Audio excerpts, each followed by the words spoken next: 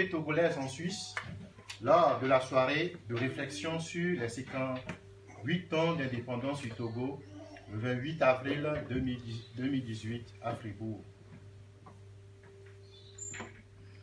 Il est intarissable, l'ardeur désir qui meut les filles et les fils du Togo, génération après génération, de l'assassinat crapuleux de M. Sylvanus Olympio, le père de l'indépendance du Togo, de retrouver l'indépendance de notre patrie. Écoutons. Écoutons, nous tous, filles et fils du même pays, ce tollé qui résonne en nous. C'est quelque chose qui n'a pas de nom. Mais comme le rugissement d'un lion affamé, comme les pleurs d'un enfant abandonné, la colère du vent, voire la vengeance d'un fils ou d'une fille, de son père ou de sa mère, tué dans un film, le devoir nous appelle. Il n'a pas de nom. Ce qui se passe au fond des Togolais et des Togolaises, même sans nom, nous nous sentons interpellés. Que tu sois de la savane ou de la plaine, des massifs montagneux ou du littoral, d'un parti politique ou d'un autre, d'une ethnie ou d'une autre, quelque chose résonne en nous. Cette chose plus forte que nous et qu'on draine comme une croix imposée à chacun de nous, cette chose est un appel. Un appel à la reconquête de notre indépendance. Un appel à la construction de notre nation. C'est aussi un appel à la solidarité, un appel au soutien moral et financier à la masse populaire debout dans les rues du Togo, depuis la date de 19 août 2017, devenue inoubliable pour chacun et chacune d'entre nous. Cette chose qui résonne en nous ne peut plus nous quitter, car nous avons accepté de faire le pas. Et ce pas est un grand pas qui est celui de la force du peuple quand il renaît dans l'histoire. Nous parlons de renaissance, car la conquête de sa propre liberté est une lutte perpétuelle, séquencée par des moments de violence, de dialogue, de prise de risque et d'attaque. La violence comme le dialogue, le peuple togolais en sait quelque chose. Les prises de risque et d'attaque vont malheureusement être des voies royales pour notre libération. Quand on ne peut plus dialoguer avec quelqu'un, on le combat.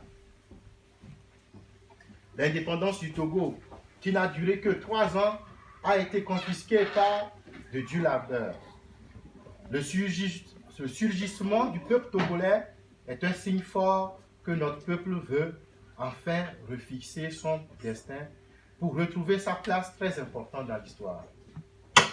Nos cris se lèvent vers cet homme qui nous a sortis de la servitude occidentale, ce grand homme, à la personne de Sylvanus Olympio, qui par son courage, le peuple togolais brisa déjà en 1958 pour se concrétiser le 27 avril 1960 les chaînes de l'esclavage et de l'aliénation du joug des méchants rapaces de vipères que furent jadis certains occidentaux dont la France porte le couronnement du diable. Chers Togolaises et Togolais, quand le peuple, dans son déploiement, se retrouve à la croisée des chemins et ne sait plus comment s'orienter, la seule option qui lui est permise, est de retourner au point de départ. Nous voilà au point de départ, la journée d'aujourd'hui, où nous nous rassemblons autour du feu Sylvanus Olympio pour commémorer l'indépendance qu'il nous a donnée le 27 avril 1960, est un fait historique et unique dans l'histoire du peuple togolais. Si nous remarquons que cette indépendance nous est arrachée après 3 ans au prix de son assassinat, alors c'est à nous, les Togolaises et Togolais, d'aujourd'hui de faire de sa lutte la nôtre. Nous devons redire avec ce grand homme sa phrase emblématique. Sentinelle, que dis-tu de la nuit? La nuit est longue, mais le jour vient. C'est à travers ces propos que Sylvanus Olympio vaincra pour la première fois dans l'histoire du Togo la force de la domination de l'Empire occidental et l'emprise totale de la France sur notre nation. Signe de liberté et de paix, la nation togolaise fut née.